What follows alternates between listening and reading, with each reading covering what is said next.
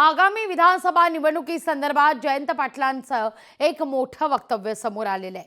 विधानसभेला राष्ट्रवादी शरदचंद्र पवार पक्ष सर्वाधिक जागा लढवेल असं आता जयंत पाटील म्हणतायत। नेमक्या किती जागा लढवणार हे सांगणं मात्र त्यांनी टाळलेलं आहे।